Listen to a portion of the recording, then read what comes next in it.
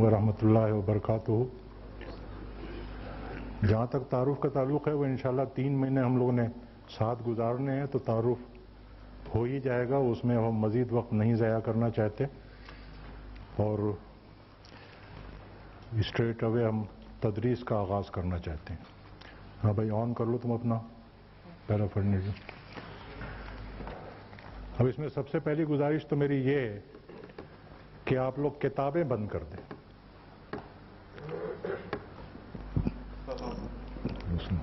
कागज और कलम भी बंद कर दें।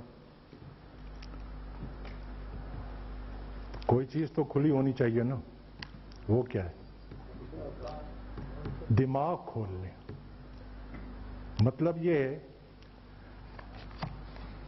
कि ये आपकी टेक्स्ट बुक है, आसान अरबी ग्रामर हिस्सा अव्वल। जो कुछ इसमें लिखा हुआ है मैं वही आपको एक्सप्लेन कर रहा हूं, इसलिए बजाय इसके कि आप अपनी अटेंशन को डिवाइड करेंगे, कुछ यहाँ समझाई हुई बात समझने की कोशिश करें, कुछ नोट करने की कोशिश करें, इससे जो तवज्जो है वो बढ़ जाती है। इस वक्त जो मैं आपसे बात करूंगा सफ़ा नंबर 8 से 13 तक जो मवाद है उसी का खुलासा मैं आपके सामने रखूंगा, इसलिए किताब और कागज कलम की जरूरत वाकई होनी नहीं चाहिए। दूसरी बात यह कि जब ये एक्सप्लेनेशन खत्म हो जाए और कोई बात आपके समझ में ना आए तो मैं आपको वक्त दूंगा, आप मुझसे सवाल कर सकते हैं, उसको समझ सकते हैं। एक इजाफी सहूलत ये भी होगी कि यहां से वापस जाके आप घर पे इस किताब को पढ़ें, जो कुछ आपको एक्सप्लेनेशन दिया गया है उसके हवाले से इसको रिकैप्चुलेट करें, और फिर कोई बात ना समझ में आए तो कल क्लास शुरू होने से पहले फिर मुझसे पूछ लें। लेकिन इस वक्त पूरी तवज्जो जो है वो यहां रखें।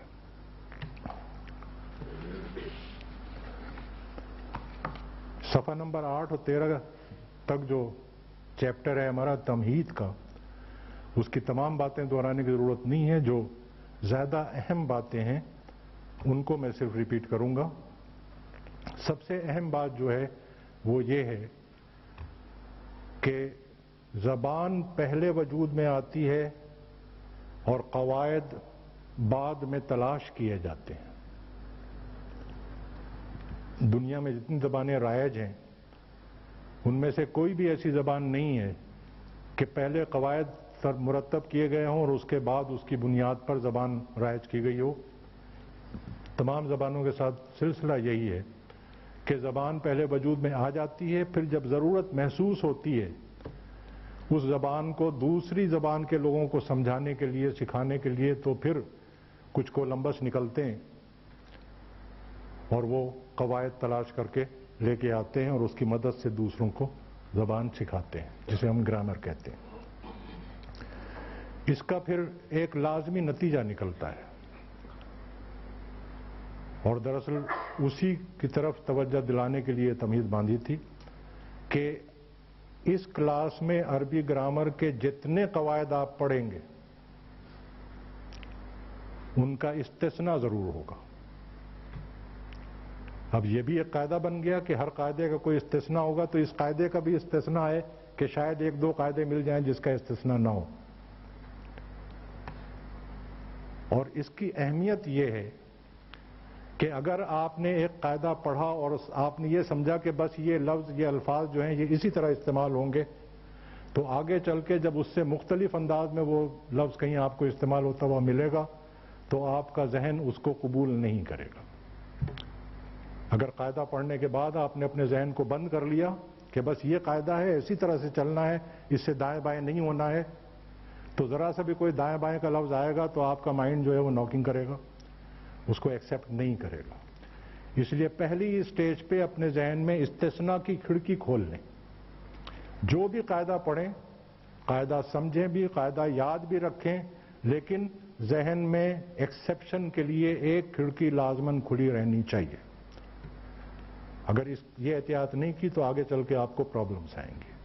पहली जो लाजमी एहतियात है वो यही है कि ग्रामर पढ़ते वक्त जो भी कवायद हम पढ़ेंगे उसके लिए आपके जहन में استثنا کی کھڑکی لازماً کھلی رہنی چاہیے۔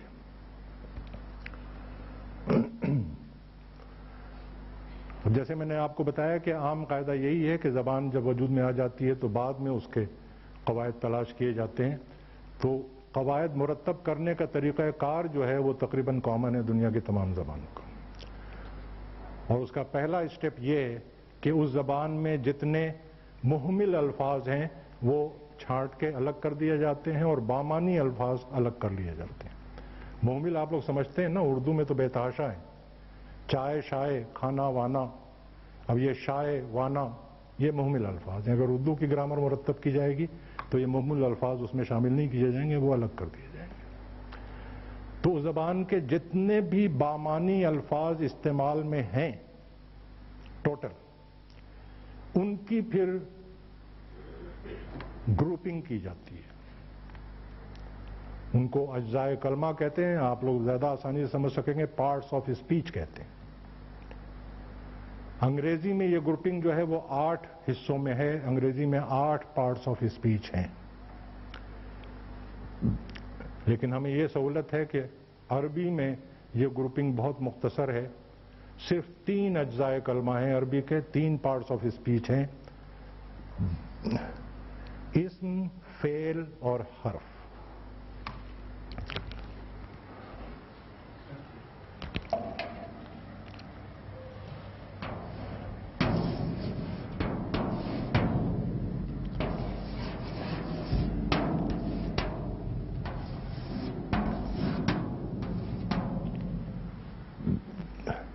سب پڑھے لکھے لوگ یہاں بیٹھے ہیں، پریزیوم تو مجھے یہی کر لینا چاہیے کہ آپ لوگوں کو پتہ ہے کہ اسم کسے کہتے ہیں، فعل کسے کہتے ہیں اور حرف کسے کہتے ہیں، لیکن احتیاطاً ہم اس کو ریپیٹ کر لیں۔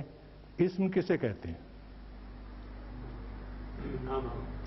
کوئی ایسا لفظ جس سے کسی جگہ، کسی جنس، کسی شخص کے نام کا علم حاصل ہو، اسے اسم کہتے ہیں۔ اور فعل کسے کہتے ہیں؟ ایسا لفظ جس میں کسی کام کا کرنا، ہونا یا کہنا پایا جائے۔ ایسا لفظ جس میں کسی کام کا کرنا یا ہونا پایا جائے۔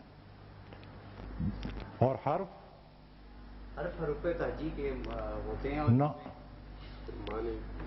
ایسا لفظ، حروف تہجی کے جو حروف ہیں وہ حروفی کہلاتے ہیں، حرفی کہلاتے ہیں، لیکن گرامر کی اصطلاح میں جو حرف ہے وہ ایک خاص لفظ، کچھ الفاظ ہوتے ہیں مختلف حروف کا مجموعہ۔ ابھی میں مثال دوں گا تو آپ کے بات سمجھ میں آ جائے گی۔ ہاں، جو نہیں، اس کو یوں سمجھ لیں کہ جو اپنے مفہوم کو واضح کرنے کے لیے دوسرے لفظ کے محتاج ہوں، جب کسی لفظ کے ساتھ ملا کے پڑھے جائیں تب اس کا مفہوم واضح ہو۔ میں ابھی مثال دوں گا تو بات سمجھ میں آ جائے گی۔ لیکن یہ جو میں نے ریپٹیشن کی ہے اس لیے کی ہے کہ اگر ہم اس طرح ڈیفائن کریں کہ ایسا لفظ جس سے کسی چیز کا نام پتہ لگے وہ اسم ہے، اور ایسا لفظ جس سے کسی کام کے کرنا یا ہونا پایا جائے وہ فعل ہے، تو یہ انکمپلیٹ ڈیفینیشن ہے۔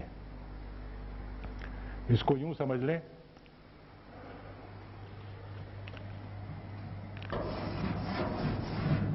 لکھا، یہاں پہ انڈر اسٹوڈ ہے اس نے، اس میں کام کا کرنا ہے اور زمانہ بھی ہے۔ زمانہ کون سا ہے؟ ماضی۔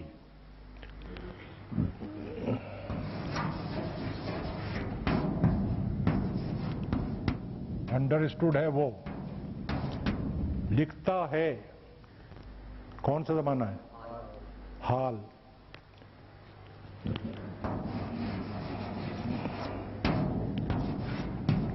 لکھے گا، مستقبل۔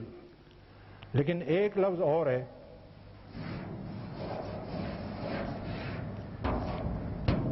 لکھنا۔ مصدر کو ہم فعل میں رکھیں گے، اس میں رکھیں گے؟ اب یہ بات نوٹ کر لیں، اسم کی ڈیفینیشن کو ریوائز کر لیں۔ ایسا لفظ جس سے کسی چیز کا نام پتہ لگے اسم ہے، اور ایسا لفظ جس میں کام کا کرنا پایا جائے لیکن زمانہ نہ پایا جائے لکھنا یہی ہے نا کہ کام کرنے کا مفہوم اس میں ہے، اس میں صرف زبانہ مسنگ ہے. یہ لفظ جو ہے یہ اسم کی کیٹیگری میں آئے گا، فعل کی کیٹیگری میں نہیں جائے گا. اور آگے چل کے ہم اسم کی قسمیں پڑھیں گے، تو اسم کی قسموں میں سے یہ ایک قسم ہے اور اس کا ٹیکنیکل نام ہے مصدر.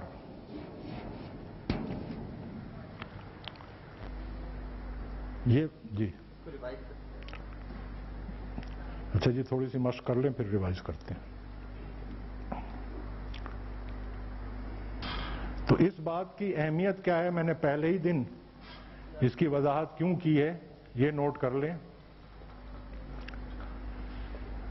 اس کی وجہ یہ ہے کہ آگے چل کے ہم اسم کے بھی قواعد پڑھیں گے اور فعل کے بھی قواعد پڑھیں گے، اور جب ٹرانسلیشن کرنے بیٹھیں گے تو ہمیں یہ فیصلہ کرنا ہوگا کہ یہ اسم ہے کہ فعل ہے، اس پر اسم کے قواعد کا اطلاق کیا جائے کہ فعل کے قواعد کا اطلاق کیا جائے. تو اگر یہ چیز کلیئر نہیں ہے اور آپ نے یہ دیکھا کہ اس میں کام کے کرنے کا مفہوم ہے اور سمجھے کہ یہ فعل ہے اور اس پہ فعل کے قواعد کا اطلاق کر دیا تو سارا کام غلط ہو جائے گا. اس لیے دوسری اہم بات جو ہے وہ یہ ہے کہ اس نقطے کو ذہن میں اچھی طرح پکڑ لیں کہ جس لفظ میں کام کے کرنے کا مفہوم ہو لیکن زمانہ نہ ہو، اس کی گروپنگ عربی میں اسم میں ہے، فعل میں نہیں ہے. دوسری زبانوں کی طرف میں نہیں جاتا.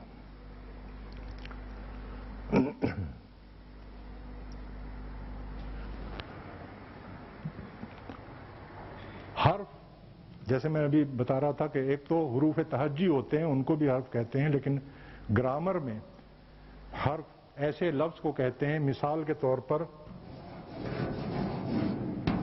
علا.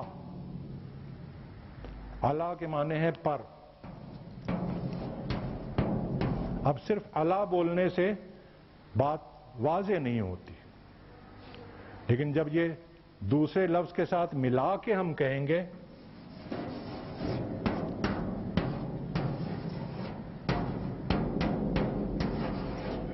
علی الفرس، گھوڑے پر، اب کوئی بات سمجھ میں آتی ہے. اسی طرح سے ایک لفظ ہے الا، اس کے معنی کی طرف، تک.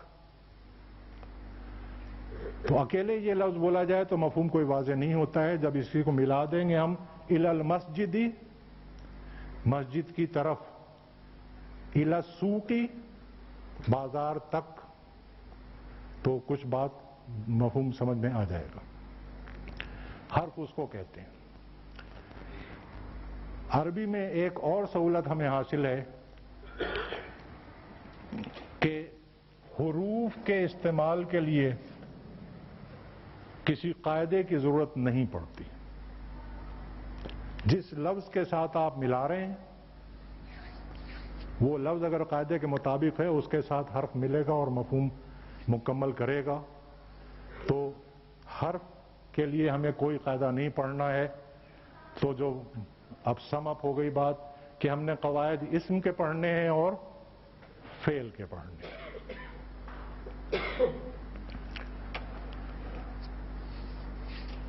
کس سے شروع کی جائے پڑھائی؟ فعل کے قواعد سے شروع کی جائے یا اسم کے قواعد سے شروع کی جائے؟ یہ خاصا کنٹروورشل مسئلہ ہے. لیکن بہرحال ہمارے یہاں قرآن اکیڈمی میں جب تک وہ 2 سال کا کورس ہوتا رہا اس وقت سے یہ سلسلہ چل رہا ہے، قرآن کالج میں بھی چل رہا ہے کہ عربی گرامر کی تدریس کی ابتدا ہم اسم کے قواعد سے کرتے ہیں. اس کے کچھ فوائد ہیں، وہ اس کتاب میں لکھے ہوئے ہیں. جب آپ اس کا مطالعہ کریں گے، جو لوگ مطالعہ کر کے آئے ہیں ان کے ذہن میں ہوگا، نہیں تو آپ گھر جا کے جب اس کا مطالعہ کریں گے تو اس کے ایڈوانٹیجز آپ کے سمجھ میں آ جائیں گے. اب اسم کو کسی جملے میں استعمال کرنے کے لیے قواعد کے مطابق بنانے کے لیے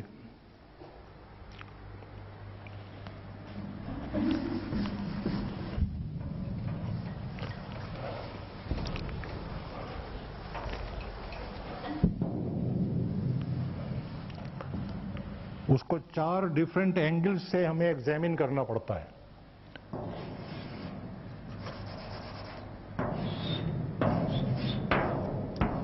حالت، جنس، عدد اور وسعت۔ پڑھنا تو ہم نے اس وقت حالت کو ہے، لیکن یہ بھی سمجھ لیں کہ ان سے کیا مراد ہے۔ وسعت سے مراد یہ ہے کہ وہ اسم یعنی ناؤن پراپر ناؤن ہے کہ کامن ناؤن ہے، اس میں معرفہ ہے یا اس میں نکرہ ہے۔ عام گرامر کی کتابوں میں اس پہلو کو قسم کہا جاتا ہے، لیکن یہاں قرآن اکیڈمی میں جو ہمارے دادا پردادا استاد ہیں، میرے تو دادا استاد ہیں، بہتوں کے پردادا استاد بھی ہو گئے ہیں، پروفیسر حافظ احمد یار صاحب، دراصل کتاب ان کی مرتب کرائی ہوئی ہے، میرا نام جس پہ جو لکھا ہوا ہے بحیثیت ایک اسٹینوگرافر کے لکھا ہوا ہے، دیٹس آل۔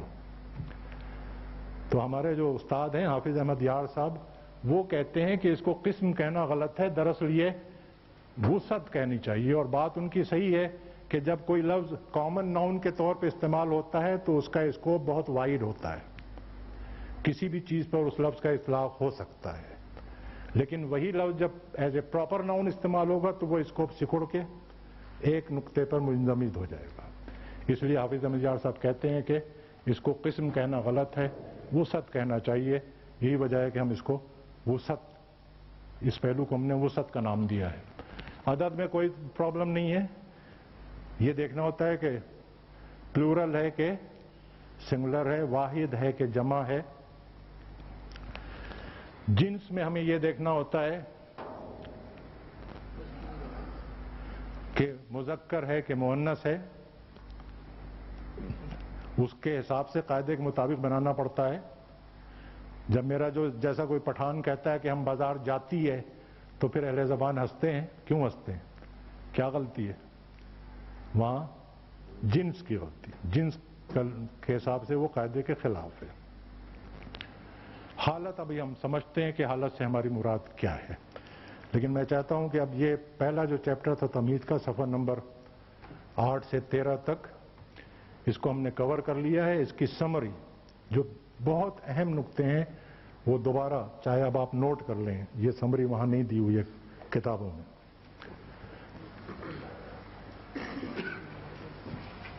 پہلا نقطہ کہ ہر قاعدے کے استثناء کے لیے ذہن میں کھڑکی کھلی رہنی چاہیے۔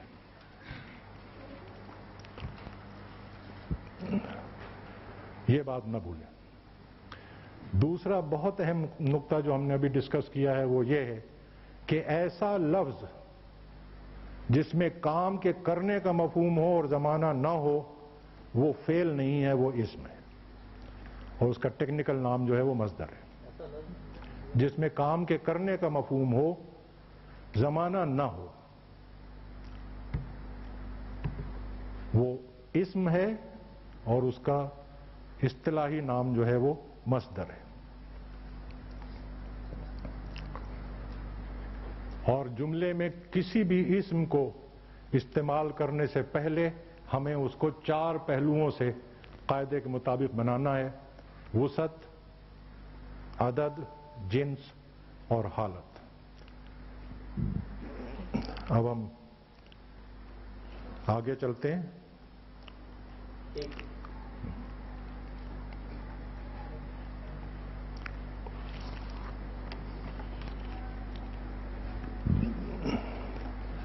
اب جو ہم ڈسکشن کر رہے ہیں یہ اس میں انشاءاللہ ہم آپ کی ٹیکسٹ بک کا صفحہ نمبر 14 سے لے کے 20 تک کور کریں گے، جو دوسرا چیپٹر ہے حالت کا۔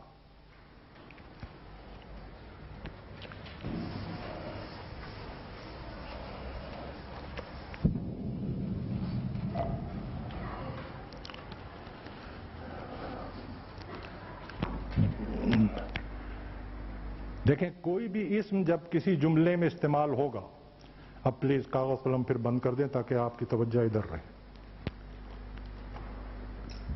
کوئی بھی اسم جب جملے میں استعمال ہوگا تو یا تو وہ بطور فاعل کے استعمال ہوگا، جسے اردو میں ہم کہیں گے کہ اس جملے میں یہ اسم جو ہے وہ حالت فاعلی میں ہے،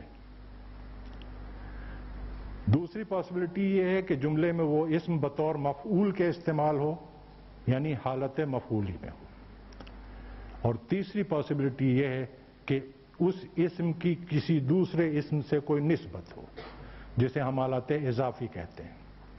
انگریزی میں یہ نومینیٹیو کیس، آبجیکٹیو کیس اور پوزیسیو کیس جو آپ لوگوں نے پڑھے ہوئے ہیں۔ کسی اسم کی جملے میں یہی تین حالتیں ممکن ہیں، چوتھی حالت ممکن نہیں ہے۔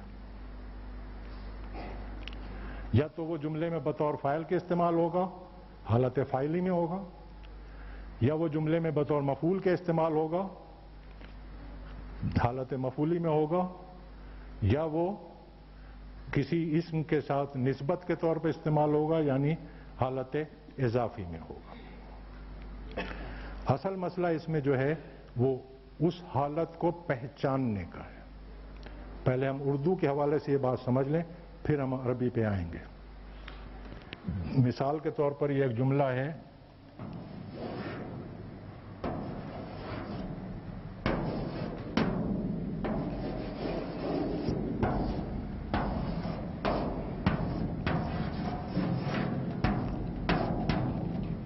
حامد نے محمود کو دیکھا۔ آپ بتا سکتے ہیں کہ اس میں کتنے اسم ہیں؟ دو۔ فاعل کون ہے اس میں اور مفعول کون ہے؟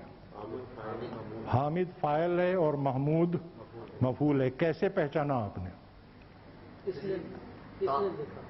کام جو کر رہا ہے کیونکہ وہ حامد ہے، اور جس کے اوپر کام ہو رہا ہے وہ جو کہ محمود ہے، اس کو دیکھا جا رہا ہے، اس لیے وہ مفعول۔ ہاں، یہ آپ نے اس لیے بتا دیا مجھے کہ آپ کو اردو آتی ہے اور اس جملے کا مفہوم آپ کو پتا ہے۔ فرض کریں بیچارے کسی انگریز پہ کبھی کوئی برا وقت پڑ جائے اور وہ بیٹھے اردو پڑھنے کے لیے، تو پہلے تو ہمیں اسے کوئی شناخت، کوئی نشانی، کوئی پہچان بتانی پڑے گی کہ اس نشانی سے پہچانو کہ یہ لفظ جملے میں حالت فاعلی میں ہے، اس نشانی سے پہچانو کہ یہ لفظ جملے میں حالت مفعولی میں ہے۔ جب وہ صحیح پہچانے گا تو صحیح ترجمہ کرے گا، پہچاننے میں غلطی کرے گا تو ترجمہ غلط کرے گا۔ وہ پہچان کیا ہے؟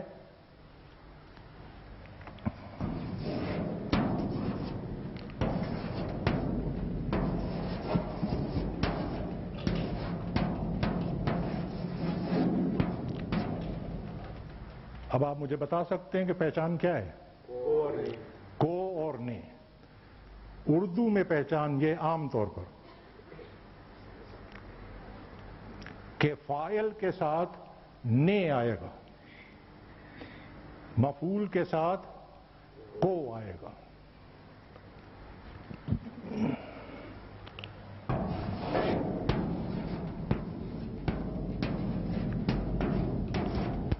حامد کی کتاب، یہاں دو اسم ہیں، ایک اسم کی دوسرے اسم سے نسبت ظاہر ہو رہی ہے، یہ حالت اضافی ہے، اس کی پہچان کی یا کا۔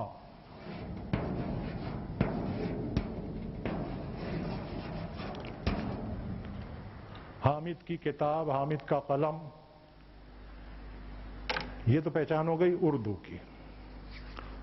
اب عربی میں ہم کس طرح پہچانتے ہیں؟ لیکن اب جو سچویشن ہے وہ یہ ہے کہ آپ تو آ گئے ہیں عربی پڑھنے کے لیے، اللہ تعالیٰ آپ کی بھی مدد کرے اور میری بھی مدد کرے، لیکن ہمیں جب تک آپ کو یہ نہیں، ہم آپ کو بتائیں گے کہ پہلے آپ لفظ کو پہچانیں کہ جملے میں وہ اسم جو ہے وہ حالت فاعلی میں ہے، مفعولی میں ہے یا اضافی میں ہے، اس کے بغیر آپ ترجمہ صحیح نہیں کر سکتے۔ تو عربی میں حالت کو پہچاننے کی جو پہلی نشانی ہے، زور کس پہ ہے جی؟ پہلی پر۔ میں آپ کو پہلی نشانی بتا رہا ہوں، اس کا مطلب یہ ہے کہ نشانیاں زیادہ ہیں، لیکن گھبرائیں نہیں، فنگر ٹپس پہ گنی جا سکتی۔ کل 5 نشانیاں ہیں، چلیں یوں سمجھ لیں۔ عربی میں کسی اسم کی جملے میں حالت کو پہچاننے کے لیے ٹوٹل 5 نشانیاں ہیں، جس میں سے پہلی نشانی ابھی ہم پڑھ رہے ہیں۔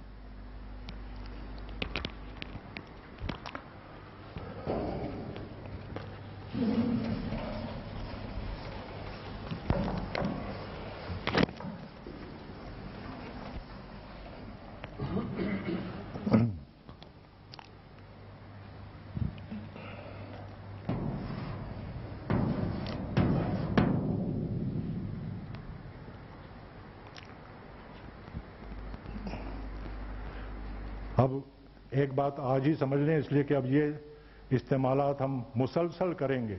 اس ڈیش کا کیا مطلب ہے؟ یہ کس کو ریپرزینٹ کر رہا ہے؟ کسی لفظ کے آخری حرف کو. آگے بھی ہم اس ڈیش کا استعمال کریں گے، تو یہ بات نوٹ کر لیں کہ یہ ڈیش جو ہے یہ کسی لفظ کے آخری حرف کو ریپرزینٹ کرتا ہے. اور جب کسی لفظ کے آخری حرف پر دو پیش آئے گی تو یہ پہلی پہچان ہے کہ وہ لفظ اس جملے میں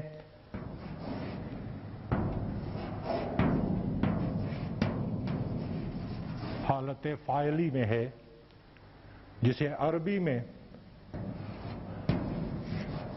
رفع کہتے ہیں.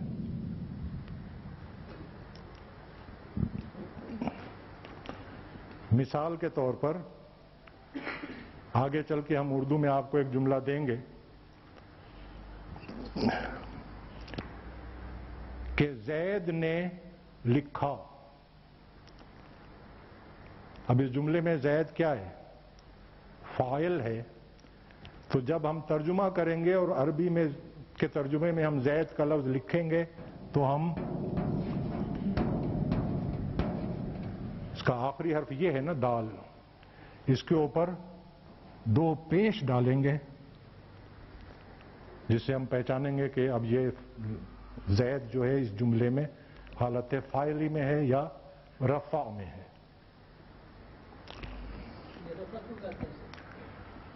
یہ تو جی عرب چلیں گے وہاں کسی سے پوچھ کے بتائیں گے.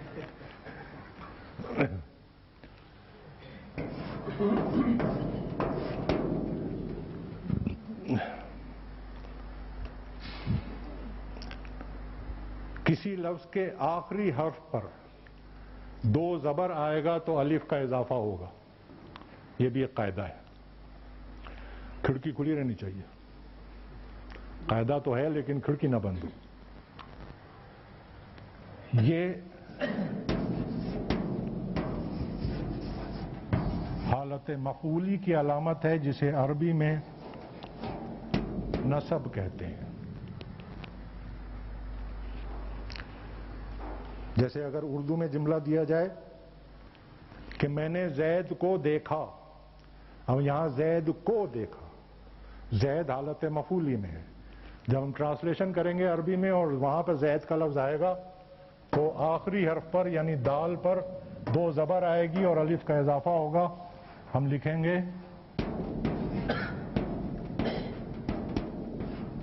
زیدن.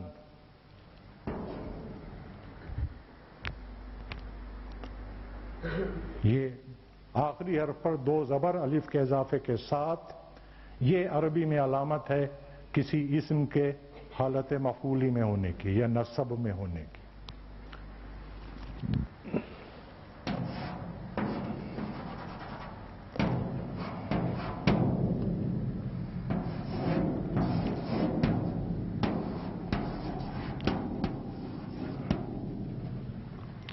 کسی اسم کے آخری حرف پر اگر دو زیریں آئیں تو یہ اس کی حالت اضافی کی علامت ہے جسے عربی میں ہم جر کہتے ہیں. جیسے اگر حامد کی کتاب، جب ہم اس کا عربی میں ترجمہ کریں گے، یا زید کی کتاب عربی میں ترجمہ کریں گے تو اب زید نسبت سے آ رہا ہے، حالت اضافی میں ہے، وہاں پر ہم اس کو لکھیں گے زیدن.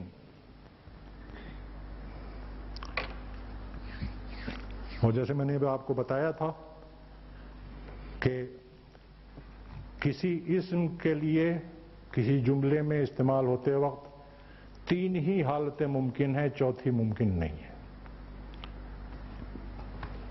تو ان تین میں سے کس حالت میں وہ اسم ہے اس جملے میں، پہلے وہ پہچاننا اور اس کے بعد اس کو اگر اردو سے عربی ٹرانسلیٹ کرنا ہے تو پھر ہم اس کے مطابق بنائیں گے، تب ہمارا ٹرانسلیشن صحیح ہوگا، اور اگر عربی سے اردو میں ٹرانسلیٹ کرنا ہے تو ان علاماتوں سے ہم اس کی حالت پہچانیں گے، پھر اردو میں ہم صحیح ٹرانسلیشن کر سکیں گے۔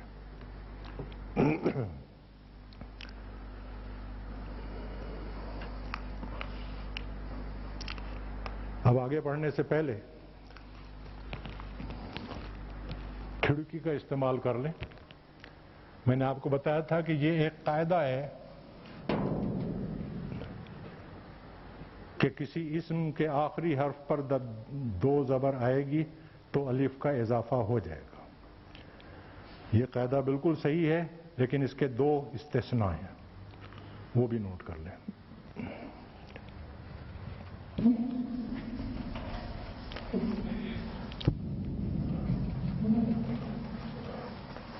پہلا یہ کہ اس اسم کا آخری حرف اگر گول تے ہے تو الف کا اضافہ نہیں ہوگا، جیسے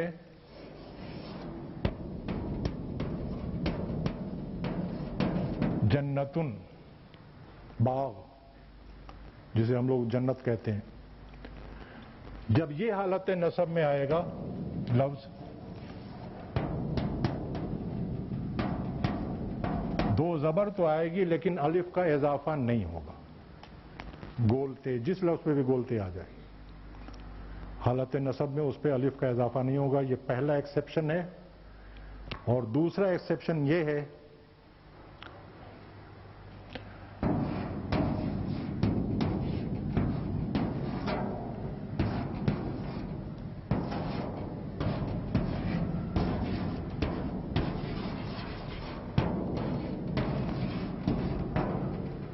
کسی لفظ کا آخری حرف حمزہ ہو لیکن اس سے پہلے یا تو الف ہو یا واو ہو،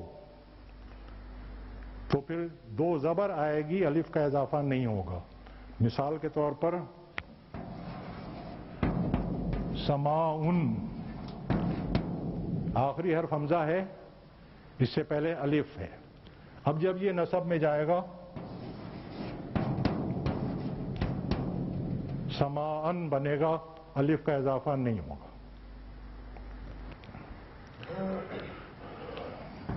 سماعن کے معنی تو پتہ نہیں آپ لوگوں کو، آسمان۔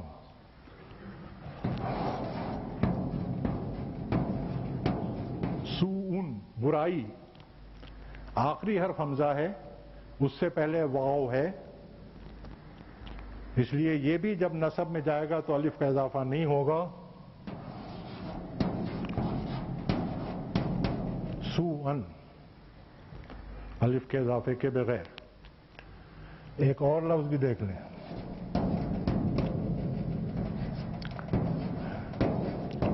شیئن، شیئن مانے چیز۔ یہاں کیا ہوگا؟ آخری حرف حمزہ ہے لیکن اس سے پہلے نہ تو واو ہے نہ الف ہے، اس لیے یہ جب نصب میں جائے گا تو الف کا اضافہ ہوگا۔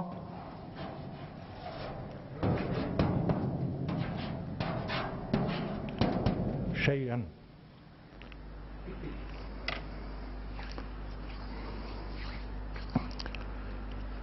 مغرب ہونے میں اب 10 منٹ رہ گئے ہیں، تو انشاءاللہ مغرب کے بعد۔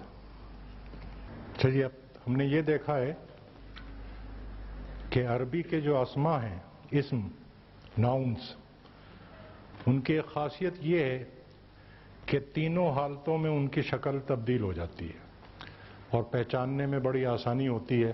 جیسے ابھی ہم نے دیکھا تھا زیدن، زیدن اور زیدن، بڑے آسانی سے ہم پہچان سکتے ہیں۔ سوال یہ کہ کیا یہ اصول، یہ تبدیلی عربی کے تمام اسماء پہ حاوی ہے؟ تو جیسے میں نے آپ کو بتایا تھا کہ استثناء ہوگا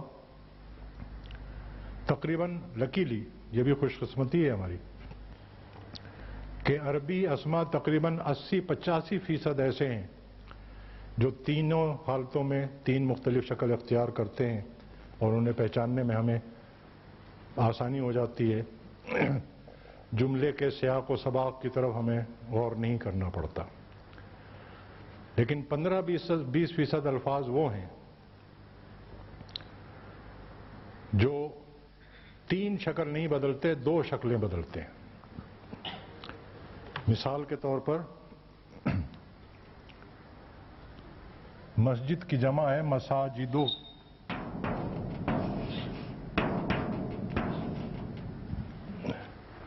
ये रफा में मसाजिदो इस्तेमाल होगा, यानी एक पेश आएगी।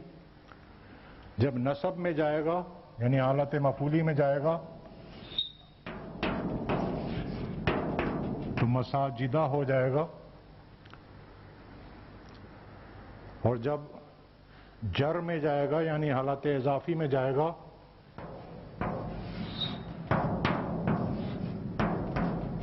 तो मसाजिदा ही रहेगा, मसाजिदी इस्तेमाल नहीं होता। 2 तब्दीली से मुराद ये है कि हालत फ़ाइली की शक्ल उसकी अलग है, यानी रफ़ा की शक्ल अलग है, अलबत्ता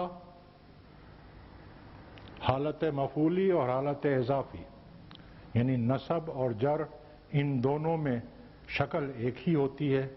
फिर हमें जुमले के कॉन्टेक्स्ट की तरफ पलटना पड़ता है, उसके हिसाब से हम पहचानते हैं कि यहाँ पर ये किस सेंस में इस्तेमाल हुआ है।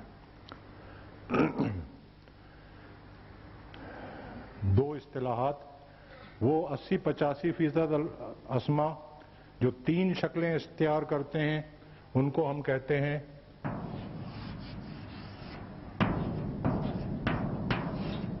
मुअरब, और ये 15-20% अस्मा जो 2 शक्लें इख्तियार करते हैं इनको हम कहते हैं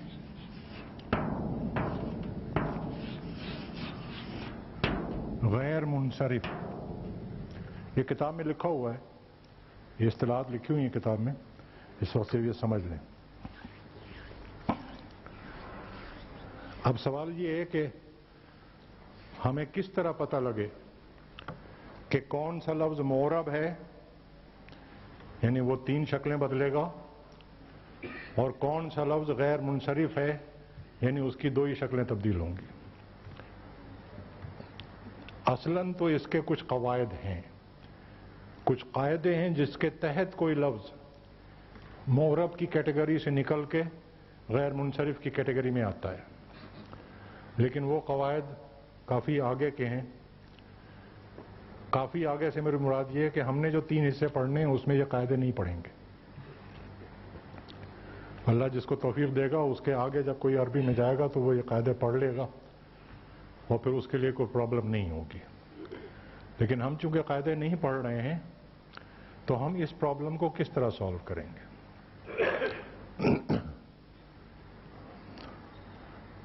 उसकी एक तो सूरत यह है कि शुरू के 2-3 असबाक में जहां हमने वोकैबुलरी दी है यानी ज़ख़ीरे अल्फाज दिए हुए हैं, वहां जब कोई गैर मुनसरिफ लफ्ज़ आया है तो हमने ब्रैकेट में गैन बना दिया है ताकि आप पहचान जाएं कि ये लफ्ज़ मुअरब नहीं है, गैर मुनसरिफ है। इसकी तब्दीली जो होगी वो 2 शक्लों की होगी, 3 शक्लों की नहीं होगी। लेकिन 2-3 असबाक के बाद हमने ये गैन बनाना छोड़ दिया है, इसलिए कि हम ये तवक्का करते हैं कि फिर आप में वो सेंस डेवलप हो जाना चाहिए कि आप कायदा जाने बगैर पहचान सकें। और उसकी एक पहचान ये है कि मुअरब में जैसे हमने अभी देखा कि या तो आखिरी हर्फ पर 2 ज़बर होगी, 2 पेश होगी, या 2 ज़बर के साथ अलिफ का इजाफा होगा, या 2 ज़ेरें होंगी। इसके लिए भी एक कंबाइंड इस्तिलाह है जिसे हम कहते हैं तनवीन।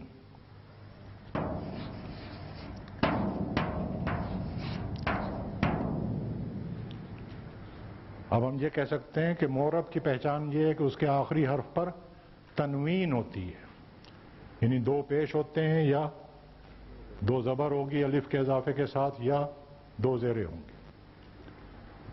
तो पहली पहचान ये है कि गैर मुनसरिफ अस्मा पर तनवीन नहीं आती, पेश भी एक आएगा, ज़बर भी एक आएगी।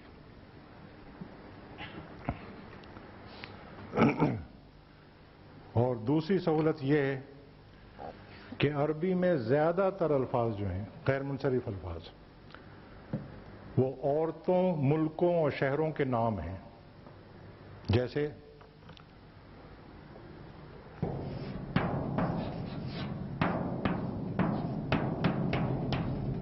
زینبن نہیں آئے گا، عورت کا نام ہے۔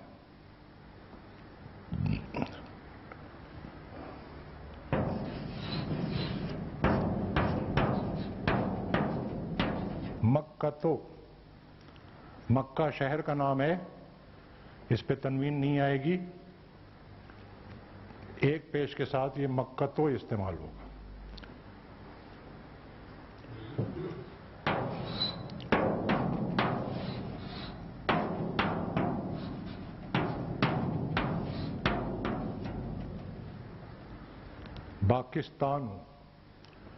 پاکستان نہیں استعمال ہوگا، ملک کا نام ہے۔ پاکستان کو چونکہ عربی میں پے کی وہ حروف تہجی نہیں ہے، اس لیے وہ با سے بولتے ہیں پاکستان۔ عورتوں، ملکوں اور شہروں کے نام عام طور پر عربی میں غیر منصرف ہوتے ہیں۔ اس میں کیا کوئی کسی علاقے کا نام وہ بھی اسی میں غیر منصرف میں شامل ہوگا یا صرف شہروں کے نام ہوتے ہیں؟ جیسے چھوٹا قصبہ ہو گیا، اتحاد وغیرہ اس طرح؟ عام طور پر وہ بھی غیر منصرف ہی رہے گا، عام طور پر زور جو ہے وہ عام طور پر ہے۔ جیسے لاہور کے بہت سارے علاقے ہیں، لاہور استثناء مل جائیں گے آپ کو۔ عورتوں کے نام میں وہ ہندا جسے ہم کہتے ہیں وہ تنوین سے آتا ہے، ایکسیپشنز مل جائیں گے، لیکن بائی اینڈ لارج اوورویلمنگ میجورٹی جو ہے وہ یہی ہے کہ عورتوں، شہروں اور ملکوں کے نام عربی میں غیر منصرف آتے ہیں۔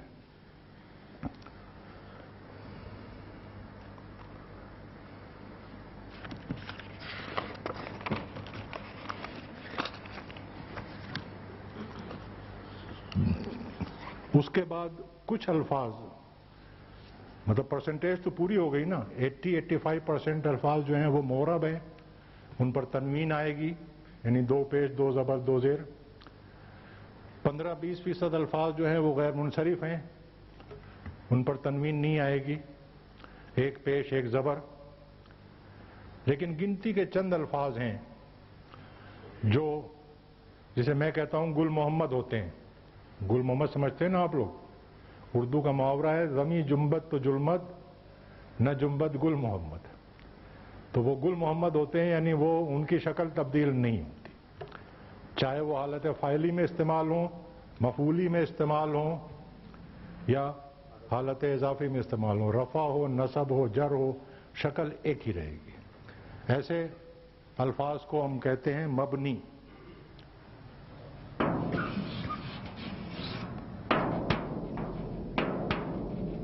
جیسے الذی، جو کہ، اب یہ اسم ہے لیکن رفع نصب جر میں تینوں حالتوں میں یہ الذی استعمال ہوگا۔ تلکا،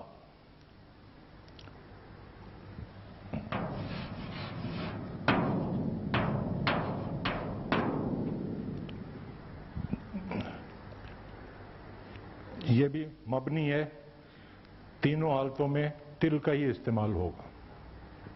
اس کا معنی کیا ہے؟ تلکا اس میں اشارہ ہے،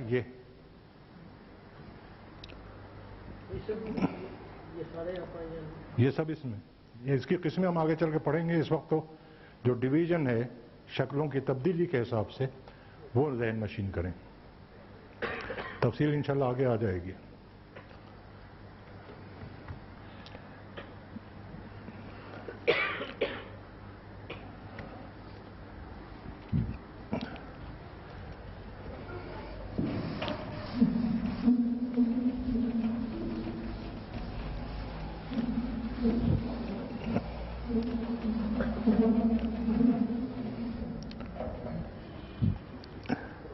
تو اسم کی جو پہچان ہوتی ہے کہ وہ جملے میں کس حالت میں استعمال ہوا ہے، فاعلی ہے، مفعولی ہے یا اضافی ہے، رفع ہے، نصب ہے یا جر ہے، وہ اب ہم 2 پڑھ چکے.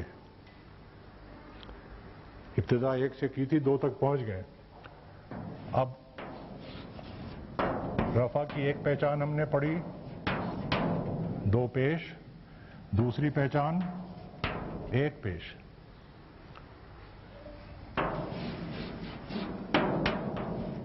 نصب کی ایک پہچان ہم نے پڑھی, 2 زبر الف کے اضافے کے ساتھ اور 1 زبر. اور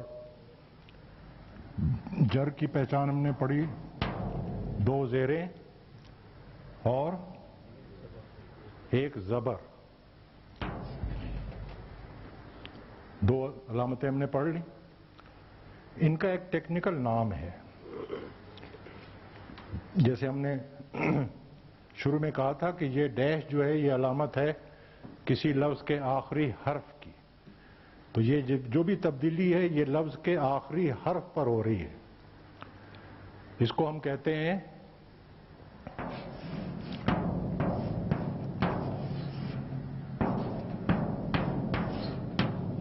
اعراب.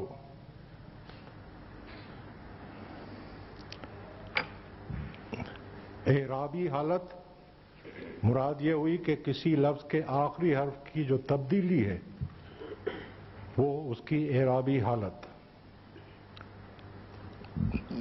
ایک لفظ اور استعمال کرتے ہیں,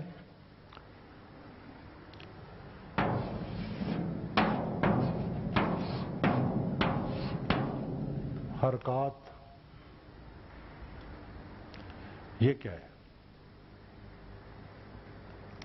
زیر زبر پیش. آخری حرف سے پہلے جتنے حروف ہیں اس پر جو زیر زبر پیش لگی ہے وہ اعراب نہیں کہلائے گی, وہ حرکات کہلائیں گی. میں ایک لفظ لے لیتا ہوں, اور لفظ کی خوبی یہ ہے کہ جس کا وہ نام ہوتا ہے پولیس والے اس کا چالان نہیں کرتے.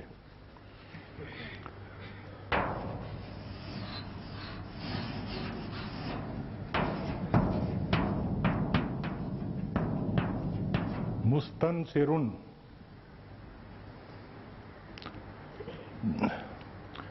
مدد طلب کرنے والا. اب یہ دیکھیں آخری حرف پر 2 پیش لگی ہوئی ہے, یہ اس کا اعراب ہے. اور باقی یہ زیر ہے, یہ علامت سکون ہے, یہ پیش ہے, یہ بھی زبر ہے, علامت سکون ہے. یہ سب جو ہیں یہ حرکات ہیں. اور اسی لیے عربی میں ان کے نام مختلف ہیں. آخری حرف پر 2 پیش آئے یا 1 پیش آئے اس کو ہم کہتے ہیں رفع. لیکن اس سے پہلے کسی حرف پر یہ بھی نوٹ کر لیں کہ آخری تنوین آئے گی تو آخری حرف پہ آئے گی. اس سے پہلے جو جتنے بھی حرف ہوں گے ان پہ تنوین نہیں آ سکتی, واحد علامت آئے گی. تو اس سے پہلے اگر پیش جیسے میم کے اوپر پیش آیا ہے, یہ اب رفع نہیں کہلائے گا بلکہ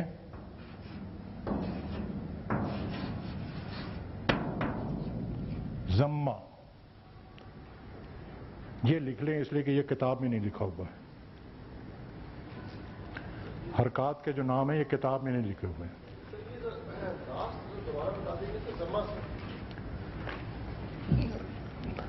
حرکات میں سے اعراب تو ہم کہتے ہیں آخری حرف کے اوپر جو علامت ہے, اس سے پہلے کے حروف پہ جو علامات ہیں ان کو ہم حرکات کہتے ہیں. ان علامات میں اگر پیش آئے گا تو وہ ضمہ کہیں گے, اس کو ہم رفع نہیں کہیں گے.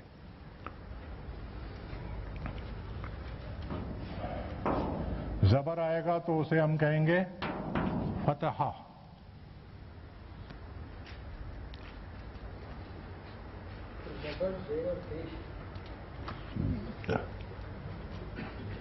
ترتیب سے کوئی فرق نہیں پڑتا ہے. زیر آئے گی تو اسے ہم کہیں گے کسرہ, اور یہ علامت سکون.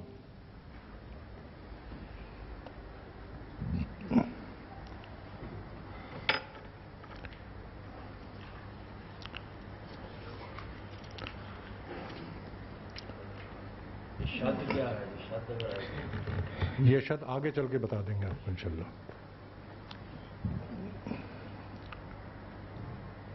اچھا جی، تو اب جو ہمارا دوسرا چیپٹر تھا اس کا خلاصہ ہم نے سمجھ لیا ہے. اس میں بھی اہم جو پوائنٹس ہیں ان کی سمری آپ نوٹ کر لیں. صرف ایک منٹ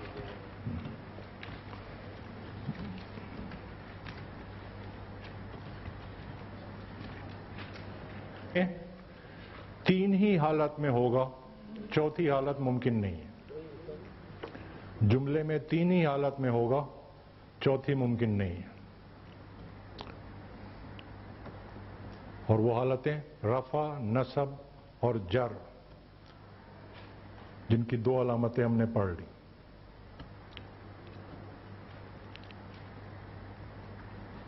تیسری اہم بات جو ہم نے پڑھی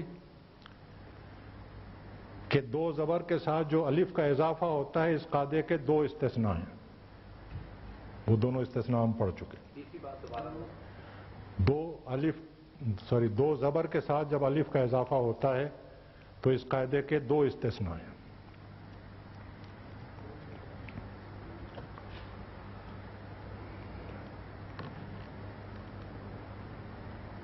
نیکسٹ یہ کہ جو اسم تینوں حالتوں میں مختلف شکل اختیار کرے اسے ہم معرب کہتے ہیں. تینوں حالتوں میں مختلف شکل اختیار کرے اسے ہم معرب کہتے ہیں.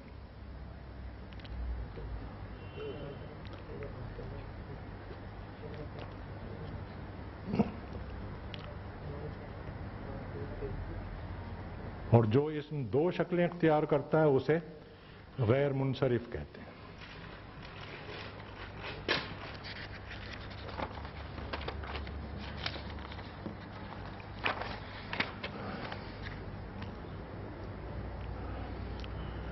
غیر منصرف پہ تنوین نہیں آئے گی، یہ ایک اہم بات ہے.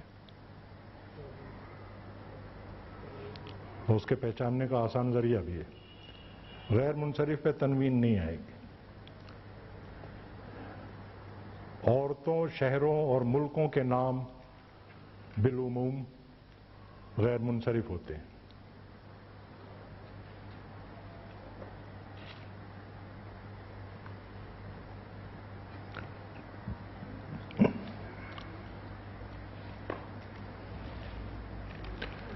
اعراب اور حرکات کا فرق سمجھایا ہم نے.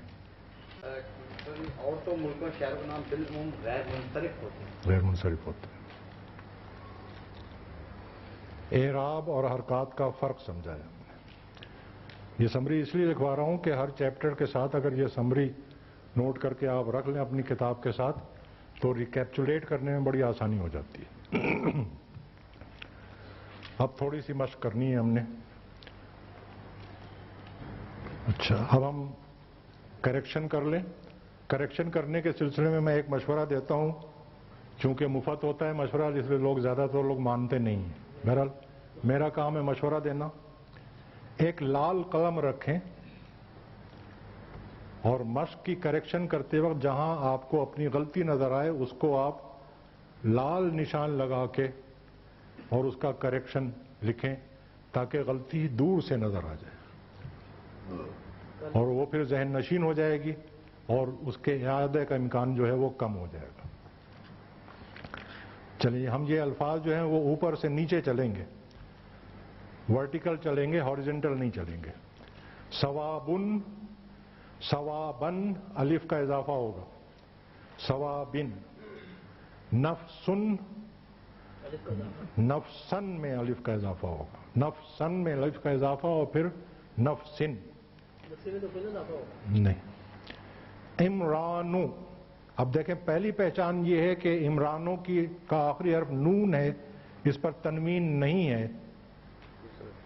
ہمیں پہچان لینا چاہیے کہ غیر منصرف ہے، پھر بھی آگے غین بنا ہوا ہے. تو اس کی دو شکلیں بنیں گی، عمرانو، عمرانہ، عمرانہ. جر میں بھی یہ عمرانہ رہے گا. کس کا اضافہ جی؟ الف کا اضافہ دیکھیں، الف کا اضافہ دو زبر کے ساتھ ہے، اس پر ایک زبر آ رہی ہے، لیکن اس میں الف کا اضافہ تو نہیں ہوگا. الف کا نہیں ہوگا. جی میں کہہ رہا ہوں کہ الف کا اضافہ ہوتا ہے دو زبر میں، جب ایک زبر ہوگی تو اس میں الف کا اضافہ آ ہی نہیں سرے سے. تو کیا غیر مغرب جو ہے اس میں زبر کا ہی اضافہ ہوتا ہے، زیر کا اضافہ کسی صورت میں نہیں ہوگا؟ وہ ایکسیپشن میں ہوگا، وہ ہم آگے پڑھیں گے. قاعدہ یہ ہے جو ابھی ہم پڑھ رہے ہیں.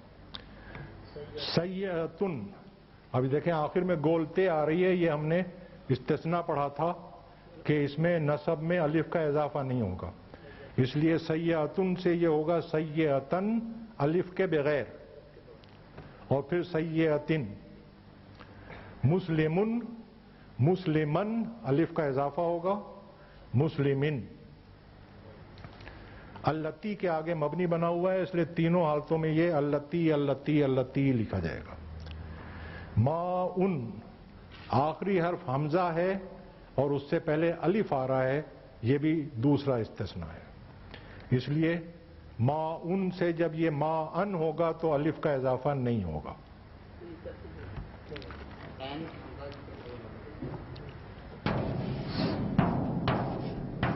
ما ان اس طرح لکھا جائے گا الف کے اضافے کے بغیر. ما ان.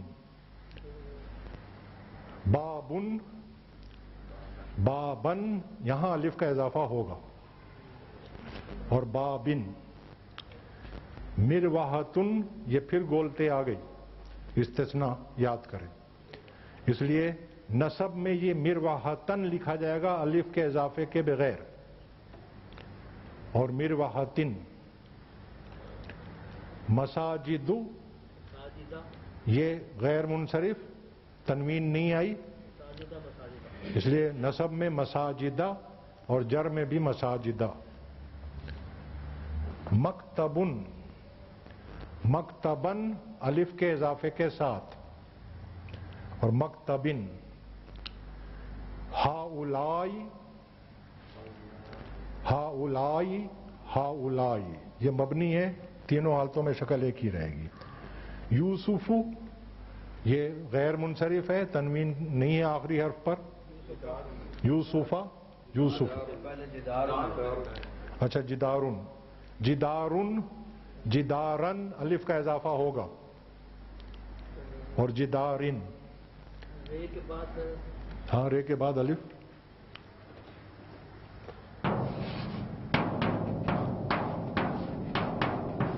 اس طرح جدارن، جدارن.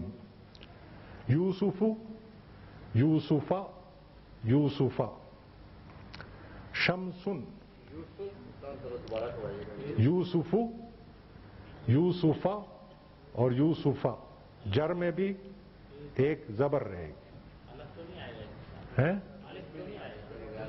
نہیں دیکھیں ایک منٹ، یہ بات ذہن نشین کریں، میں نے ابھی بھی کہا تھا جب دو زبر آتی ہے تب الف کا اضافہ ہوتا ہے، الا یہ کہ اس کا کوئی استثناء آ جائے. لیکن جب ایک زبر آتی ہے تو کسی شکل میں بھی الف کا اضافہ نہیں کرنا، یہ بات پکڑ لیں. ایک زبر میں الف کا اضافہ قاعدہ ہی نہیں. شمسن، شمسن الف کا اضافے کے ساتھ، شمسن. مدینتن، یہ پھر گولتے آ گئی ہے، اس لیے مدینتن الف کے بغیر.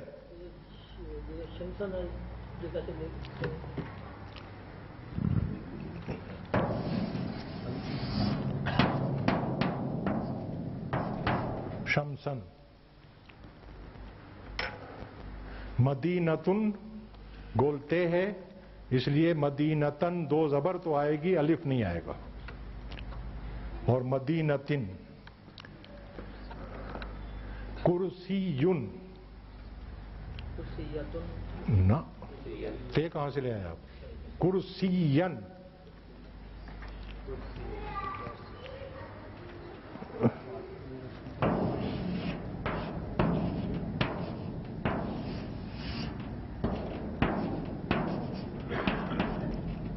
اس طرح لکھا جائے گا کرسین اور کرسیین.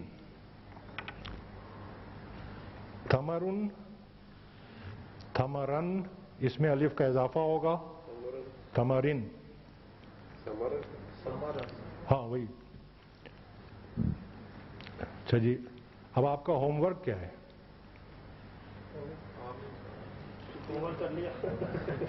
میں نے کہا تھا ہوم ورک کم ہو جائے گا. الفاظ کے معنی یاد کرنا بہت ضروری ہے، یہ میں پہلے دن آپ کو وارن کر رہا ہوں، اس لیے کہ اگلے سبق میں یہاں پہ جو ہم الفاظ دے چکے، معنی آپ کو دے چکے، وہاں تو ذخیرہ الفاظ میں ہم ریپیٹ نہیں کریں گے، لیکن جو ہم مشقیں دیں گے آپ کو ان میں یہ الفاظ ریپیٹ ہوں گے. تو اگر آپ نے اسٹیپ بائی اسٹیپ، سبق بائی سبق الفاظ کے معنی یاد نہیں کیے تو آگے چل کے آپ کے لیے پرابلم کریٹ ہوگی. مشق کرتے وقت آپ کو قاعدہ سمجھ میں آ گیا ہے، قاعدہ آپ کو یاد ہے، قاعدے کا آپ اپلیکیشن کر سکتے ہیں، لیکن لفظ کے معنی نہیں معلوم. کیسے کریں گے؟ اس قاعدے کے اپلیکیشن خلا میں تو نہیں ہوگا. اس لیے میں کہہ رہا ہوں کہ الفاظ کے معنی یاد کرنا، اور اگر ممکن ہوتا تو آپ کی جگہ میں کر لیتا یاد، لیکن یہ تو بہرحال آپ ہی نے یاد کرنا ہے. جو جتنا زیادہ یاد کرے گا آگے چل کے اتنا زیادہ سکھی رہے گا. اور اس میں دو چیزیں ہیں. کوئی مشق میں نے آپ کو گھر سے کر کے لانے کے لیے دی، اس میں کسی لفظ کے معنی آپ کو نہیں آ رہے ہیں اور آپ کو آئیڈیا ہے کہ پچھلے کسی سبق میں پڑھا تھا، تو آپ صفحے پلٹ کے وہ لفظ نکال کے تلاش کر کے مشق کر لیں گے. صرف یہ ہے کہ ٹائم ضائع ہوگا آپ کا. لیکن یہاں جب ہم آپ کو ٹیسٹ دیں گے تو اس وقت تو ہم آپ کو کتاب کھولنے کی اجازت نہیں دیں گے. تو اور یہ میں اپنے تجربے کی بنیاد پہ بتا رہا ہوں کہ کچھ، اور یہ عجیب بات ہے، جو طلبہ زیادہ ذہین ہوتے ہیں وہ زیادہ لاپرواہ بھی ہوتے ہیں. تو وہ ذہین طلبہ جو لاپرواہ ہوتے ہیں، وہ قاعدہ سمجھ میں آ گیا، ان کے قاعدہ یاد بھی ہے، قاعدے کی اپلیکیشن بھی کر سکتے ہیں، لیکن ویکیبلری نہ ہونے کی وجہ سے وہ ٹیسٹ میں ان کے نمبر کٹتے ہیں. تو اس لیے اب یہ میں بار بار ریپیٹ نہیں کروں گا. آج پہلے دن میں نے آپ کو سمجھا دیا ہے کہ اسباق کے جو ذخیرے الفاظ ہیں ان کے معنی ساتھ ساتھ یاد کرتے چلیں، تو پھر انشاءاللہ آگے آپ کو پرابلم نہیں آئے گی. چلیں جی، انشاءاللہ باقی اب کل.